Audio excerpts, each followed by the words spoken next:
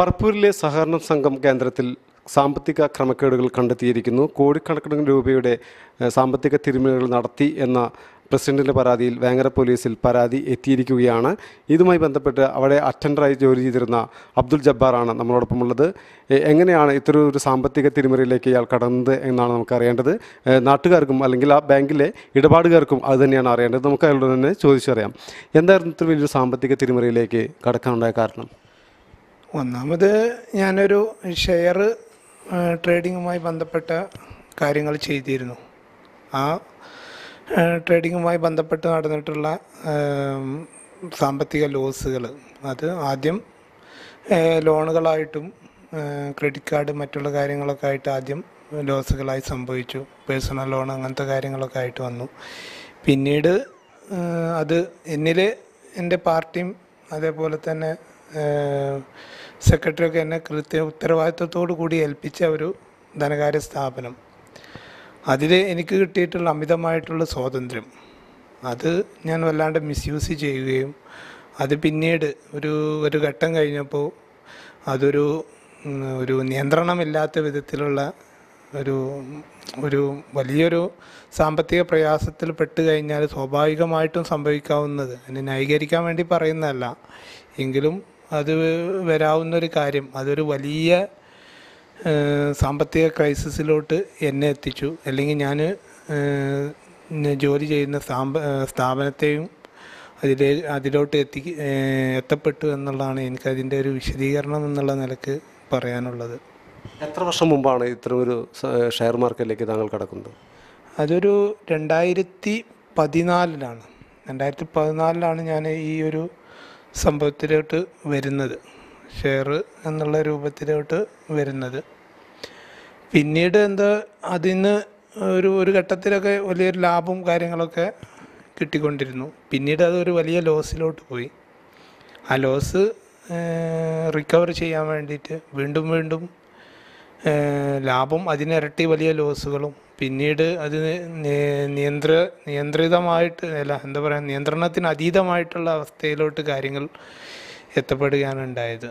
അത് പിന്നീട് ഇതേപോലുള്ളൊരു വലിയൊരു ദുരന്തത്തിലോട്ട് എത്തപ്പെട്ടു. ഷെയർ മാർക്കറ്റിലേക്ക് താങ്കൾ പണം എടുത്തു എന്ന് പറയുമ്പോൾ തന്നെ ഇടപാടുകാരുടെ ഫണ്ട്, അവർ വിവിധ ആവശ്യങ്ങൾക്കായിട്ട് സ്വരുക്കൂട്ടി വെച്ചിരുന്ന ഫണ്ടുകളാണ് താങ്കൾ ഷെയർ മാർക്കറ്റിലേക്ക് എടുത്തിട്ടുള്ളത്. അത് വലിയൊരു കൃത്യവിലോപമായിരുന്നില്ലേ? അറിഞ്ഞുകൊണ്ട് തന്നെ ആയിരുന്നില്ലേ താങ്കൾ വെച്ച് അവരെ ട്രാപ്പിലാക്കുകയായിരുന്നില്ലേ ചെയ്തത്? തീർച്ചയായിട്ടും അതിന് പറഞ്ഞാൽ അതിൽ വലിയൊരു കുറ്റബോധം. അപ്പം അതൊന്നും പറഞ്ഞിട്ട് കാര്യമില്ല. ആ അവസ്ഥയിലോട്ട് എത്തപ്പെട്ടു. പക്ഷേ അങ്ങനെ ആ സാഹചര്യങ്ങളെ മെയിൻറ്റെയിൻ ചെയ്യാൻ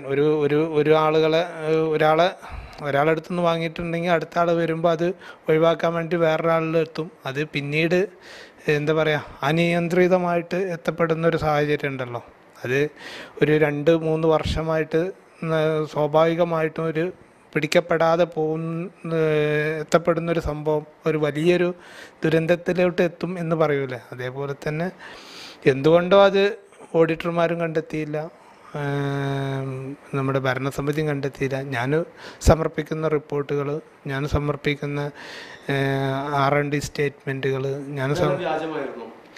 തീർച്ചയായിട്ടും കുറേ ഫേക്കായിരുന്നു.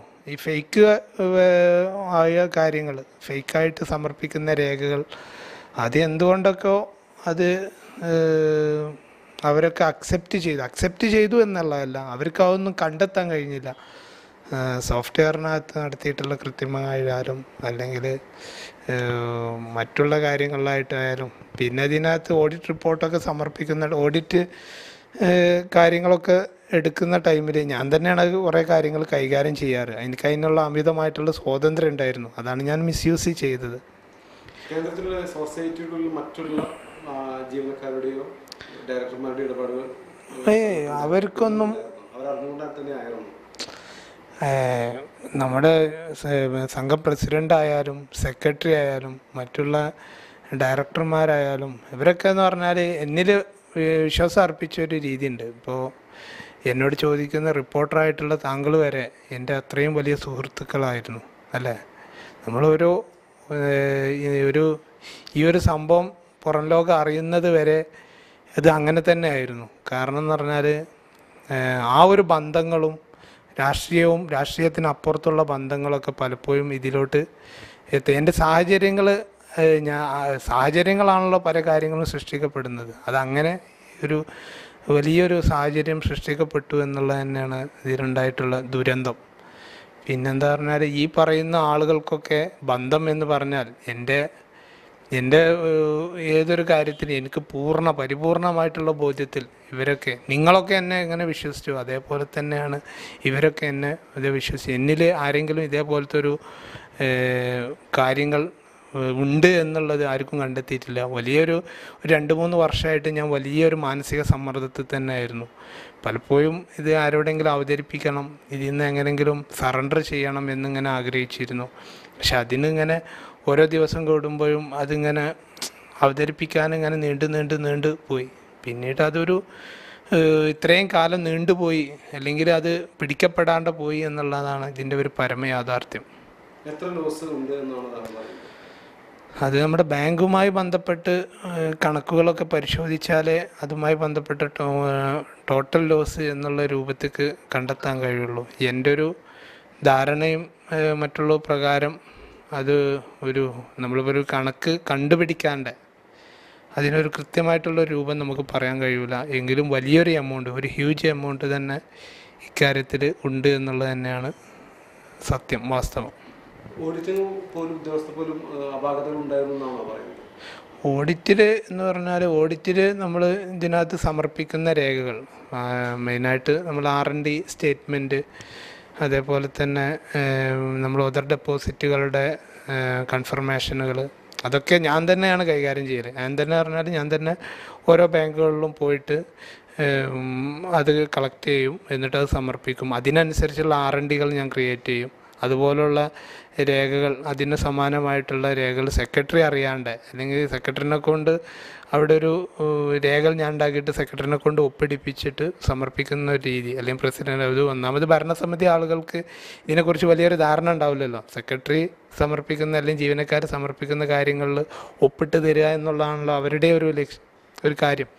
അത് പ്രകാരം തന്നെയാണ് ഞാനും ചെയ്തിട്ടുള്ളത്. അതിൽ പൂർണ്ണമായിട്ടും എനിക്ക് തന്നെയാണ് അതിലൊരു ഇതുള്ളത്. ഞാൻ അവരെയെല്ലാം അവരിലുള്ള ന്യൂനതകൾ ഞാൻ മുതലെടുക്കുകയാണ് ചെയ്തത്. പക്ഷെ അതൊരു മുതലെടുപ്പ് ആണ് എന്ന് ഞാൻ കരുതുന്നില്ല. ഒരു മണ്ടത്തരം എന്നുള്ള കാര്യം മാത്രമേ അതിനോട് എനിക്ക് പറയാൻ പറ്റുള്ളൂ. വിശ്വസ്തരായ ഇടപാടുകാരെ താങ്കൾ വഞ്ചിക്കുകയായിരുന്നില്ലേ? തീർച്ചയായിട്ടും, അതിനൊരു സംശയമില്ലല്ലോ. പലരും എന്നെ വിശ്വസിച്ചിട്ടുണ്ട്. ഇപ്പം ഞാൻ പറഞ്ഞില്ലേ, രാഷ്ട്രീയത്തിനും അപ്പുറത്തായിട്ടുള്ള ബന്ധങ്ങളായിരുന്നു എനിക്ക്. പലരും എൻ്റെ കയ്യിൽ ക്യാഷ് കൊണ്ടുത്തരുണ്ടായത് ബാങ്കിലിടാൻ. ഇപ്പോൾ ബാങ്കിലിട്ടോ എന്ന് പോലും അന്വേഷിക്കില്ല. അല്ലെങ്കിൽ ഞാൻ എന്തെങ്കിലും കാര്യത്തിന് എടുത്തു എന്ന് പറഞ്ഞാൽ അത് കുഴപ്പമില്ല എന്ന് കരുതുന്ന എല്ലാവരും എന്നോട് നല്ല രൂപത്തിലാണ് ബന്ധപ്പെട്ടിരുന്നത്. പക്ഷെ അതൊന്നും എനിക്ക് തിരിച്ച് ചെയ്യാൻ വേണ്ടിയിട്ട് കഴിഞ്ഞില്ല എന്നുള്ള വലിയ സങ്കടം എൻ്റെ മുന്നിലുണ്ട്. എന്തായാലും നിയമ നടപടികളെല്ലാം തീർന്നതിന് ശേഷം എനിക്ക് ചെയ്യാവുന്ന കാര്യങ്ങൾ ഞാൻ ചെയ്യും എന്നുള്ളത് തന്നെയാണ് എനിക്ക് പറയാനുള്ളത്. ഷെയർ മാർക്കറ്റിൽ കടക്കുന്നത് ഞാൻ പറഞ്ഞല്ലോ 2014 ഏകദേശം അവസാന കാലഘട്ടങ്ങളിലാണ് ഇതിനകത്ത് വന്ന പ്രശ്നം. ഞാൻ ഒരു ഘട്ടത്തിൽ നിങ്ങൾ തന്നെ റിപ്പോർട്ട് ചെയ്തൊരു കാര്യം ഉണ്ടായിരുന്നു. 2014 തോന്നുന്നൊരു ബാങ്കിൽ എൻ്റെ അക്കൗണ്ടിൽ വലിയൊരു എമൗണ്ട്, എൻ്റെ IDBI ബാങ്ക് അക്കൗണ്ടിൽ ഒരു വലിയൊരു എമൗണ്ട് വന്നിട്ട് അത് ഞാൻ തിരികെ നൽകിയതായിട്ടൊരു വാർത്ത നിങ്ങളൊക്കെ തന്നെയാണ് കൊടുത്തത്. അന്നും നമുക്ക് ഈ ഒരു കാര്യത്തിലോട്ട് എത്തപ്പെട്ടിട്ടില്ല. പിന്നീട് വന്നിട്ടുള്ള ഒരു സംഭവങ്ങളാണ്. അത് വെച്ചാൽ ഈ ഷെയർ ബിസിനസ് അല്ലെങ്കിൽ ഷെയർ ഇടപാട് അല്ലെങ്കിൽ ഷെയർ മാർക്കറ്റ് എന്ന് പറയുന്ന ഈ മേഖലയിൽ കിടക്കുന്ന വലിയ അപകടങ്ങൾ, അത് എൻ്റെ ജീവിതം തന്നെയാണ് അതിൻ്റെ ഏറ്റവും വലിയ ഒരു ദുരന്ത ഫലം. അപ്പോൾ ഒന്നാമത് പറഞ്ഞാൽ പുതിയ ആരെങ്കിലും ആളുകൾ ഇതിലോട്ടൊക്കെ കടന്നു പോകുന്നുണ്ടെങ്കിൽ പരമാവധി നിരുത്സാഹപ്പെടുത്തണം എന്നുള്ളതാണ് എനിക്ക് പറയാനുള്ളത്.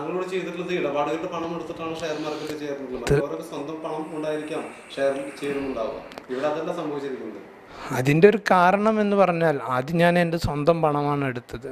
എൻ്റെ സ്വന്തം ഓഡിയിൽ നിന്നാണ് എടുത്തത്. പിന്നീട് അത് എൻ്റെ സ്വന്തം പേഴ്സണൽ ലോണിൽ നിന്നാണ് അത് ഞാൻ എടുത്തത്, അല്ലെങ്കിൽ എൻ്റെ സ്വന്തം ക്രെഡിറ്റ് കാർഡിൽ നിന്നാണ് അത് എടുത്തത്. പക്ഷേ അത് പിന്നീട് അതൊക്കെ കഴിഞ്ഞതിന് ശേഷമാണ് ഞാൻ പറയാലോ, ഞാൻ ജോലി ചെയ്ത സ്ഥാപനം ആ സ്ഥാപനം ഒരു ധനകാര്യ സ്ഥാപനമാണ്. സ്വാഭാവികമായും എൻ്റെ മുന്നിൽ പൂർണ്ണമായിട്ടുള്ള സ്വാതന്ത്ര്യം നിലനിൽക്കുകയാണ്. അപ്പോൾ സ്വാഭാവികമായും ആദ്യം ഒരു കുറച്ചെടുക്കും, പിന്നീട് അത് കുറച്ചുകൂടെ കൂടും, പിന്നീട് ഒരു പ്രശ്നമില്ലാത്ത രൂപത്തിൽ വീണ്ടും വീണ്ടും എടുത്തുകൊണ്ടിരിക്കും. പിന്നെ ഈ വരുന്ന ആളുകളെ നമ്മൾ തിരിച്ചുവിടുന്ന ഒരു അനുഭവം ഈ അടുത്ത കാലത്തൊന്നും ഉണ്ടായിട്ടുണ്ടാവില്ല. ഒരു ഒരു ഒരു 1-2 ആഴ്ച വരെ ഈ പറയുന്ന ആളുകൾ ആരും ഞാനവിടെ പോയി പൈസ ഇട്ട് എൻ്റെ തിരിച്ച് കിട്ടിയിട്ടില്ല എന്നുള്ള ഒരു പരാതി ആരും ഉന്നയിച്ചിട്ടുണ്ടാവില്ല. അതേപോലെ ഞാനത് മെയിൻറ്റെയിൻ ചെയ്തിരുന്നു. പക്ഷേ അതെല്ലാം അവസാനം ഒരു താളം തെറ്റലുണ്ടല്ലോ, അത് എന്തിൻ്റെയും ഒരു സത്യമല്ലാത്ത കാര്യങ്ങളുടെ എന്തിൻ്റെയും അവസാനം അങ്ങനെ തന്നെ ആയിരിക്കും. അതൊരു വാസ്തവമാണ്. CPM നിയന്ത്രണത്തിലുള്ളതാണ് സഹകരണ സംഘം. ഇപ്പോൾ പ്രതിപക്ഷം അടക്കം ഒന്നടങ്കം രംഗത്തെത്തി കഴിഞ്ഞു. താങ്കൾക്ക് പിന്നെയും വലിയൊരു സ്റ്റാഫ് മറ്റുള്ള ജീവനക്കാരുണ്ട് എന്ന തരത്തിലേക്ക് ആരോപണം ഉയർന്നു കഴിഞ്ഞു. എങ്ങനെയാണ് ഇത് കാണുന്നത്? അങ്ങനെ പാർട്ടി എന്നുള്ള നിലക്ക് അങ്ങനെ ആയിരുന്നു എൻ്റെ പ്രവർത്തനം എന്നുള്ളത് ഞാൻ വിശ്വസിക്കുന്നില്ല. കാരണം പാർട്ടി തലങ്ങളിൽ മാത്രമല്ലായിരുന്നു എൻ്റെ ബന്ധമുള്ളത്. ഈ അടുത്ത കാലത്ത് നിന്ന് ഞാൻ ഈ പ്രശ്നങ്ങളിലൊക്കെ പെട്ടു എന്ന സാഹചര്യത്തിൽ തന്നെ പാർട്ടി ചുമതലകളിൽ നിന്ന് ഞാൻ സ്വയം മാറി നിന്നിരുന്നു. ഈ സാഹചര്യങ്ങളെ പാർട്ടിയെ മുൻകൂട്ടി അറിയിക്കുകയാണെങ്കിൽ പാർട്ടി എന്നെ എന്തെങ്കിലും ഇതിലുണ്ടായിരുന്നുവെങ്കിൽ എന്നെ അതിൽ നിന്ന് മാറ്റി നിർത്തപ്പെടുകയും ചെയ്യുമായിരുന്നു. പക്ഷേ ഈ പറയുന്ന ആളുകൾക്കാർക്കും ഞാൻ ഇങ്ങനത്തെ ഒരു പ്രശ്നത്തിലാണ്, ഇങ്ങനത്തെ ഒരു കൃത്യവിലോപം എൻ്റെ കയ്യിലുണ്ട് എന്നുള്ളത് ആരും അറിഞ്ഞിട്ടില്ലായിരുന്നു. അതുകൊണ്ട് തന്നെ പാർട്ടി എന്നുള്ള തരത്തിലല്ലല്ലോ, നാട്ടുകാരെല്ലാവരും എന്നെ വിശ്വസിച്ചില്ല. പാർട്ടി എന്നുള്ള തരത്തിലല്ലായിരുന്നു എൻ്റെ ബന്ധങ്ങൾ. ആ ബന്ധങ്ങളെല്ലാം ഞാൻ മിസ്യൂസ് ചെയ്തു എന്നുള്ളത് തന്നെയാണ് അതിൻ്റെ വാസ്തവം. പിന്നെ സ്ഥാപനം ഇപ്പോൾ കേസ് വന്നതോടുകൂടി സെക്രട്ടറി, പ്രസിഡന്റ്, മറ്റ് ജീവനക്കാർ, ഓഡിറ്റിംഗ് വന്ന ഉദ്യോഗസ്ഥർ ഇവരെല്ലാം പ്രതി പട്ടികയിൽ ഉൾപ്പെട്ട് കഴിഞ്ഞു. ഇവരൊക്കെ താങ്കൾ വിശ്വസിച്ചുകൊണ്ടായിരുന്നു നടന്നിരുന്നത്. എങ്ങനെയാണ് ഇപ്പോൾ അതിന് താങ്കൾ തരണം ചെയ്യാൻ ഉദ്ദേശിക്കുന്നത്?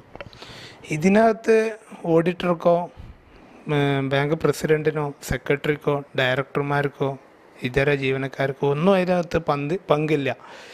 ഈ പറയുന്ന എല്ലാവരും എന്നെ, നാട്ടിലെ എല്ലാവരും വിശ്വസിച്ച പോലെ തന്നെ ഈ ആളുകളും എന്നെ പരിപൂർണമായിട്ട് വിശ്വസിച്ചിരുന്നു.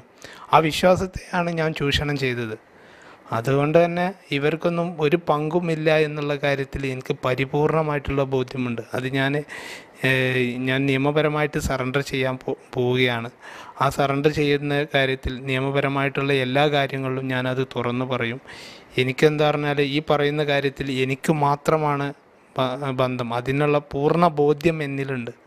ആ ബോധ്യത്തിൻ്റെ അടിസ്ഥാനത്തിൽ തന്നെയാണ് ഞാൻ സംസാരിക്കുന്നത്.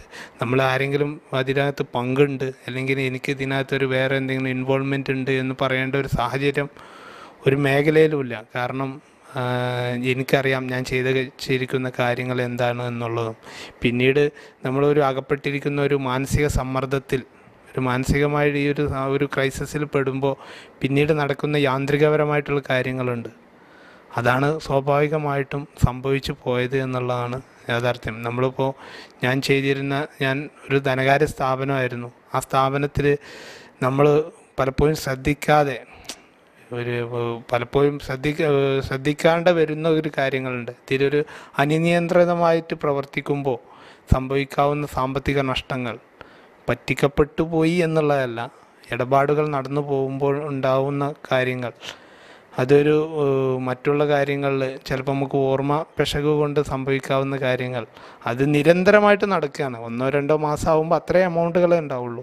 ഇതൊരു 2-3 വർഷം കൊണ്ട് നടക്കുമ്പോൾ സ്വാഭാവികമായിട്ടും സംഭവിക്കുന്ന ഒരു കാര്യം കൂടി ഇതിൽ നടന്നു എന്നുള്ളതാണ് വാസ്തവം. ഒരിക്കൽ പോലും പിന്തിരിയാൻ തോന്നിയിട്ടില്ല? ഇത്രയും എമൗണ്ട് താങ്കൾക്ക് നഷ്ടപ്പെട്ട സമയത്ത് പിന്തിരിയാൻ തോന്നിയിരുന്നു, അവസാനിപ്പിക്കണമെന്ന് പലപ്പോഴും തോന്നിയിരുന്നു. അവസാനിപ്പിക്കണം എന്നുള്ളത്, ഇത് എങ്ങനെ അവസാനിപ്പിക്കണം എന്നുള്ളിടത്തായിരുന്നു എൻ്റെ ഒരു കൺഫ്യൂഷൻ. ഇത് പിടിക്കപ്പെടണം എന്നുള്ള ഒരു ധാരണ എപ്പോഴും വെച്ചിരുന്നു. ഓരോ പ്രാവശ്യം ഓഡിറ്റ് നടക്കുമ്പോൾ ഇവിടെ ഇതേപോലെ ഒരു സംഭവം മാവേലിക്കര ബാങ്കിൽ ഇവിടെ നടന്നു എന്ന് പറഞ്ഞു, ആലപ്പുഴ. അവിടെയൊക്കെ ഉപയോഗിച്ച സോഫ്റ്റ്വെയറാണ് നമ്മുടെ ബാങ്കിൽ ഉപയോഗിച്ചത്. അങ്ങനെ മലപ്പുറം ജില്ലയിൽ ഒരു 6-7 ബാങ്കുകൾ, വലിയൊരു ബാങ്കൊന്നുമില്ല, ഇവിടെ അധികം IT സൊസൈറ്റി എന്ന് പറയുന്നൊരു സോഫ്റ്റ്വെയറാണ് നമ്മുടെ മലപ്പുറം ജില്ലയിൽ വ്യാപകമായിട്ട് ഉപയോഗിച്ചിരുന്നത്. പക്ഷേ ഇത് ഞങ്ങളൊരു വേറെ സോഫ്റ്റ്വെയറാണ്, ആലപ്പുഴ ബേസ് ചെയ്തുള്ളൊരു കമ്പനിയുടെ സോഫ്റ്റ്വെയറാണ്. ആ കമ്പനിയുടെ സോഫ്റ്റ്വെയറിൽ കൃത്രിമം നടത്തിയാണ്ട് ഇതേപോലൊരു വിഷയം മാവേലിക്കര ബാങ്കിൽ നടന്നിരുന്നു. അന്നൊരു 2 ദിവസം വിവിധ മേഖലകളിലുള്ള ഓഡിറ്റർമാരും ഓഡിറ്റ് ചെയ്യാറൊക്കെ വന്നിട്ട് അവിടെ പരിശോധന നടത്തി. അന്ന് ഞാൻ എങ്ങനെയെങ്കിലും ഇത് പിടിക്കപ്പെടണം എന്നിങ്ങനെ ആഗ്രഹിച്ചിരുന്നു മനസ്സിനകത്ത്. എന്നാൽ പിന്നെ അതോടുകൂടി ഇതിൻ്റെ അവസാനിക്കുമല്ലോ എന്നുള്ള ഒരു ബോധ്യം ഉണ്ടായിരുന്നു. പക്ഷേ എന്തുകൊണ്ടോ അന്നും അത് സംഭവിച്ചില്ല. പിന്നീട് നടന്ന ഓഡിറ്റുകളിലും അത് പിടിക്കപ്പെട്ടില്ല. ഈ അടുത്ത് നടന്ന ഓഡിറ്റിൽ പോലും അത് പിടിക്കപ്പെട്ടുന്ന ഒരു സാഹചര്യം ഉണ്ടായില്ല. അതങ്ങനെ നീണ്ടു പോയി. പിന്നെ ഇതെങ്ങനെയെങ്കിലും അവതരിപ്പിക്കണം എന്നുള്ളൊരു അവസ്ഥ എന്നും രാവിലെ എഴുന്നേൽക്കുമ്പോൾ ഇതെങ്ങനെയെങ്കിലും അവതരിപ്പിച്ച് അവസാനിപ്പിക്കണം എന്നുള്ളൊരു ധാരണ ഉണ്ടായിരുന്നു. പിന്നീട് ഓരോ ദിവസം അങ്ങനെ കഴിഞ്ഞു പോകുന്നൊരവസ്ഥ ഉണ്ടല്ലോ. രാവിലെ വന്നാലും പിന്നീട് വരുന്ന ആളുകളെ എങ്ങനെയെങ്കിലും മെയിൻറ്റെയിൻ ചെയ്തു വിടും. പിന്നീട് പിറ്റേ ദിവസം വരുന്ന ആളുകളെ എങ്ങനെ ഒരു എന്താ പറയുക ഒരു റൊട്ടേഷൻ സമ്പ്രദായത്തിൽ കൂടെ കാര്യങ്ങളങ്ങനെ മുന്നോട്ട് പോയി. തീർച്ചയായിട്ടും ഉദ്യോഗസ്ഥന്മാർക്ക് വീഴ്ച പറ്റി എന്നുള്ളതല്ല, ഞാൻ കൊടുത്ത റിപ്പോർട്ട് പ്രകാരം അങ്ങനെയായിരുന്നു. കാരണം ഒരു ഉദ്യോഗസ്ഥന്മാരെ സംബന്ധിച്ച് നമ്മൾ കൊടുക്കുന്ന രേഖയാണല്ലോ കാര്യങ്ങൾ. ആ രേഖ പക്കയാണ്. അവിടെയുള്ള ആക്ച്വൽ എമൗണ്ടിനെ സംബന്ധിച്ചുള്ള രേഖകൾ ഞാൻ കൊടുക്കും. സെക്രട്ടറിനെ സംബന്ധിച്ച് ആ രേഖ ഞാൻ എഴുതി കൊടുക്കും. സെക്രട്ടറി അത് നമ്മളെല്ലാം പൂർണ്ണമായിട്ടുള്ള വിശ്വാസങ്ങളാണല്ലോ കാര്യങ്ങൾ. വിശ്വാസത്തെ ചൂഷണം ചെയ്താൽ ഒന്നും പറഞ്ഞിട്ട് കാര്യമില്ലല്ലോ. ഞാൻ പറയുന്നു, ഈ മിനിയാന്ന് വരെ ആളുകൾ എന്നെ അത്രത്തോളം വിശ്വാസമായിരുന്നല്ലോ. ആ വിശ്വാസത്തെയാണ് പലപ്പോഴും ഓഡിറ്റർമാരായാലും ഇനിയിപ്പോൾ ഉദ്യോഗസ്ഥന്മാരായാലും എല്ലാവരും എന്നെ ഏറെക്കുറെ അറിയുന്നു. 1-2 പ്രാവശ്യം ബന്ധപ്പെട്ടാൽ പിന്നെ അറിയുന്നൊരു സാഹചര്യം എനിക്കുണ്ടായിരുന്നു. അതാണ് ഞാൻ മിസ്യൂസ് ചെയ്തത്. സോഫ്റ്റ്വെയറിൽ കൃത്രിമം നടത്തി എന്നുള്ളതല്ല. സോഫ്റ്റ്വെയർ നമ്മളിപ്പോൾ ഇന്നത്തെ കാലഘട്ടത്തിൽ എന്തെങ്കിലുമൊക്കെ കാര്യങ്ങൾ ചെയ്യാൻ, സർവീസ് ചെയ്യാൻ, ഇപ്പം എന്തെങ്കിലും ഇടപാടുകൾ നടത്തുമ്പോൾ അതിനകത്ത് തെറ്റുകൾ പറ്റിക്കഴിഞ്ഞാൽ അത് കറക്റ്റ് ചെയ്യുന്നതിന് വേണ്ടിയിട്ട് ഒരു സംവിധാനങ്ങളുണ്ടല്ലോ. ആ സംവിധാനങ്ങൾ ഞാൻ പരിപൂർണമായിട്ടും എൻ്റെ കാര്യങ്ങൾക്ക് വേണ്ടിയിട്ട്, എൻ്റെ കൃത്രിമങ്ങൾ കണ്ടുപിടിക്കപ്പെടാതിരിക്കാൻ വേണ്ടിയിട്ട് ഉപയോഗിച്ചു എന്നുള്ളതാണ്. പക്ഷെ ഒരു കണക്കിന് ഒരു നല്ല രൂപത്തിൽ ഉള്ള കാര്യങ്ങൾക്ക് വേണ്ടിയിട്ടാണ് സോഫ്റ്റ്വെയർ കമ്പനികൾ അങ്ങനത്തെ കാര്യങ്ങൾ ഇതിനകത്ത് ചെയ്യുന്നത്. കാരണം എല്ലാ കാര്യങ്ങൾക്കും സർവീസ് എക്സിക്യൂട്ടീവുമാരെ ആശ്രയിക്കുന്നതിന് പകരം കുറേ കാര്യങ്ങൾ ബാങ്ക് ജീവനക്കാർ തന്നെ ചെയ്തുകൊള്ളും എന്നുള്ളതുകൊണ്ട് അതൊരു നല്ല ഉദ്ദേശമാണല്ലോ. ആ നല്ല ഉദ്ദേശത്തെ ഞാൻ ചൂഷണം ചെയ്തു എന്നുള്ളതാണ് അതിൻ്റെ വാസ്തവം.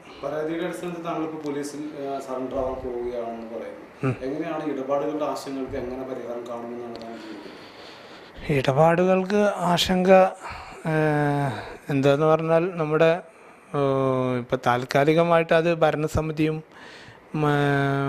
സഹകരണ ഡിപ്പാർട്ട്മെൻറ്റും മറ്റുള്ള ഗവൺമെൻറ് സംവിധാനങ്ങളുമാണ് ഇപ്പോൾ അതിന്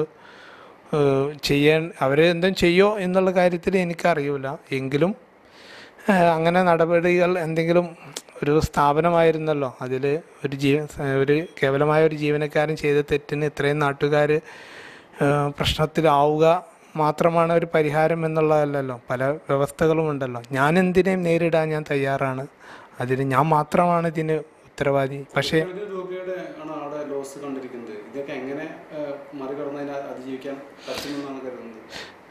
സഹകരണ മേഖല എന്ന് പറയുന്നത് ഏറ്റവും സുരക്ഷിതമായിട്ടുള്ള ഒരു മേഖലയാണ്. ഇന്ന് ഏതൊരു വ്യക്തിക്കും ആ സുരക്ഷിത മേഖലയാണ് ഞാൻ കൈവച്ചിരിക്കുന്നത്. ആ സുരക്ഷിത മേഖലയെ കൈവച്ചപ്പോൾ ആ സുരക്ഷിത മേഖല സംരക്ഷിക്കേണ്ടത് ഇവിടുത്തെ അത് സംരക്ഷിക്കപ്പെടാനുള്ള സംവിധാനങ്ങൾ ആ സഹകരണ ആക്റ്റുകളിലൊക്കെ ഉണ്ട് എന്നുള്ളതാണ് ഞാൻ എൻ്റെ ഒരു ധാരണ. അത് പ്രകാരം ഇടപാടുകാർ പ്രത്യേകിച്ച് ആശങ്കപ്പെടേണ്ടതുണ്ടാവില്ല എന്നുള്ളതാണ്. കാരണം അതിന് ഗവൺമെൻറ് നിയന്ത്രണമുണ്ട്, അതിനുമായി ബന്ധപ്പെട്ട ഡിപ്പാർട്ട്മെൻറ്റുകളുടെ നിയന്ത്രണമുണ്ട്. പക്ഷേ ഞാൻ ചെയ്ത തെറ്റിനെ അതിനെ ടേക്ക് ഓഫ് ചെയ്യും എന്നുള്ളതല്ല പറയുന്നത്. അതിനുള്ള പരിപൂർണമായിട്ടുള്ള ശിക്ഷ, അതുമായി ബന്ധപ്പെട്ട് എൻ്റെ ജീവിതത്തിലുണ്ടാവുന്ന കാര്യങ്ങൾക്കൊക്കെ ഞാൻ മാത്രമാണ് ഉത്തരവാദി. പക്ഷേ എൻ്റെ ഉത്തരവാദിത്തം ഇതേപോലെ ഒരു മേഖലയെ തകർക്കുന്ന ഒരു ഇതിലോട്ട് എത്തപ്പെടും എന്നുള്ളത് ഞാൻ ആഗ്രഹിക്കുന്നില്ല. അതിനുള്ള എല്ലാ നടപടികളും കാര്യങ്ങളും ഡിപ്പാർട്ട്മെൻറ്റ് തലങ്ങളിൽ നിന്നും ഭരണസമിതി തലങ്ങളിൽ നിന്നൊക്കെ ഉണ്ടാവും. കാരണം അത് സ്വാഭാവികമാണ് എന്നാണ്. തരത്തിൽ പോലും ഇത്ര ഒരു ഇതിലേക്ക് ട്രാപ്പിൽ കുടുങ്ങിയപ്പോൾ പുനർചിന്ത ഉണ്ടായിരുന്നില്ലേ താങ്കൾക്ക്? പുനർചിന്തനം ഉണ്ടായില്ലേ എന്ന് ചോദിച്ചാൽ ഉണ്ടായിരുന്നു. പക്ഷെ പുനർചിന്തനം എവിടെ തുടങ്ങണം എന്നുള്ളിടത്തായിരുന്നു എൻ്റെ ആശങ്ക. അതങ്ങനെ നീണ്ടുപോയി. നമുക്ക് കിട്ടിയ ഒരു സാഹചര്യങ്ങൾ അത് പലപ്പോഴും ഇങ്ങനെ എനിക്ക് എൻ്റെ ജീവിതത്തിൽ ഇതൊരു വലിയൊരു അപകടത്തേക്കാണ് പോകുന്നത് എന്നുള്ളൊരു ധാരണ എൻ്റെ മുന്നിലുണ്ടായിരുന്നു. അതുകൊണ്ട് തന്നെയായിരുന്നു ഞാൻ പല കാര്യങ്ങളിലും വിട്ടു നിന്നിരുന്നതും പല കാര്യങ്ങളും ഒഴിഞ്ഞു മാറിയ ഒരു സാഹചര്യമൊക്കെ ഉള്ളത് അതുകൊണ്ട് തന്നെ ആയിരുന്നു.